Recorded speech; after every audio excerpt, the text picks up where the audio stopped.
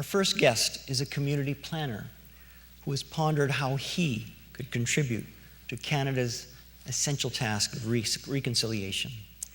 He inspires us to honor First Nations and appreciate how our own identity is enriched by their values, pragmatism, humor, resilience, and beautiful spirit.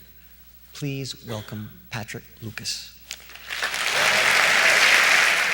Every trail has a story, whether it was created by deer crossing the land looking for food or shelter, or carved as the ancient pathways of Indigenous cultures, or built by a mountain biker with an eye for a sick line or a descent. The trails we build and how we travel upon them tell the story of who we are. They represent the most intimate connections that we have with each other and with the land. And in traveling along a trail, you are retelling the story of everyone who came before you. I'm a mountain biker. I love riding.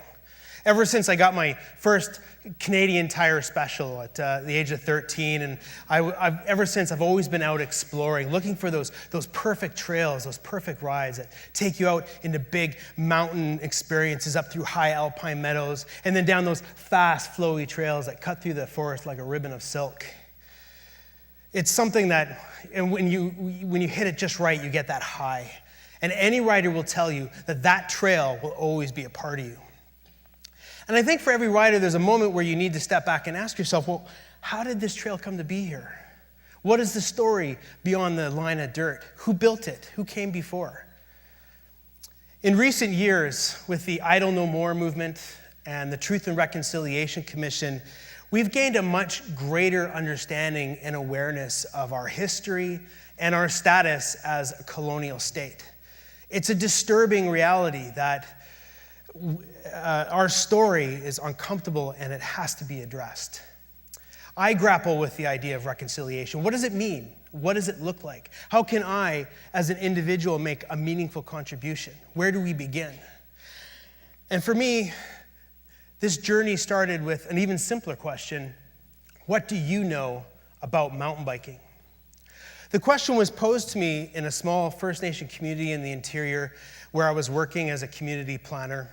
I wasn't expecting the question. We were in a meeting, and I was listening to the elders and the leaders speak and voice their concerns for their youth, facing an epidemic of drug and alcohol addiction, depression, and suicide. And I had sat through hundreds of meetings just like this with a growing weight in my stomach that despite my years of expertise, my education, my overinflated billing rates, that I had nothing of value to offer them. No viable solution that would allay the desperation in their voices. But the elder was there. He was sitting next to me and he was whispering in my ear with that soft sandpaper voice saying, our kids are doing it. They're riding all over the community. We can't leave a pile of dirt without these kids building some silly looking jump out of it. They were taking wood from people's fences to build their tricks and their features. They were digging soil away from the fire hydrants because it was the one spot where they could find soil soft enough to work with, leaving the fire hydrants all leaning over askew. We don't want them to stop, the elder told me. It's like, I'd like them to stop stealing my firewood. But we want them to stay active and outdoors, stay away from drugs and alcohol. It'd be nice if we could build them a real bike park. Can you help us? And of course, I said yes. Now, you know you're doing something right when you show up to a community on a cold, wet Saturday morning in June, and there's a dozen young boys and girls waiting for you. And before we can even stop our car, they're swarming us. They're opening the doors. They're grabbing out equipment. Someone grabs a chainsaw. They're yelling, where have you been? We've been waiting. Let's go. And for the next 2 days, those kids spent 10 hours a day building the bike park that they had envisioned. Well, a little pump track and some jumps that would test their courage and skill. At one point, parents started showing up looking for their kids, wondering what had happened. Their video game consoles abandoned and quiet. And I'll never forget the look of astonishment and pride on their faces as they were watching their kids working so hard and with so much determination. They started picking up tools and joining alongside, and I knew we were onto something special. Inspired by this experience, a new group of friends and I within the mountain bike community, we started the Aboriginal Youth Mountain Bike Program. And the whole idea was to get out and visit as many First Nation communities as we could and share our love and our passion of riding and get kids outdoors and living healthy, active lives. And in the last 5 years, we've worked with nearly 24 communities. We've taught nearly 100 kids to ride and to take care of their bikes. We've trained youth to become professional trail builders, getting jobs, revitalizing their ancient trading routes. And best of all, we've gotten out on some epic bike rides across sacred landscapes with people who were willing to open up to us and show us an entirely different reality of First Nations that I had never seen before, something I'd missed in all those meetings. These were people who refused to see themselves as victims, that they know their role, they know their path, they know what they need to do to dig themselves out from under the shadow of colonialism, the trauma of residential schools, and genocide. And they showed us a different vision of this province and our role within it.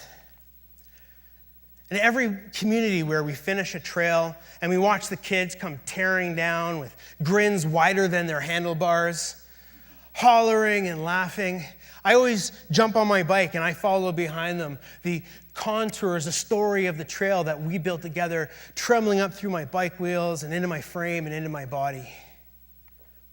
Every trail has a story. And it's an evolving story. It's one that changes with every person who travels along it, leaving something behind. So what is our story going to be? What is the legacy that we're going to leave behind?